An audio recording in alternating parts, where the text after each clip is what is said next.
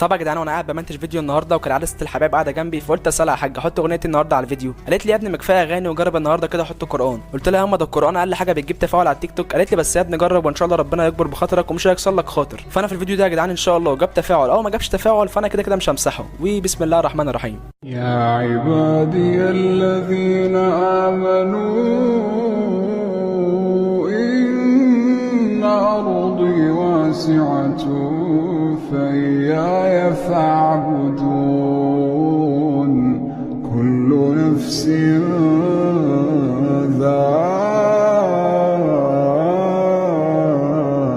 ذائقة الموت، كل نفس ذائقة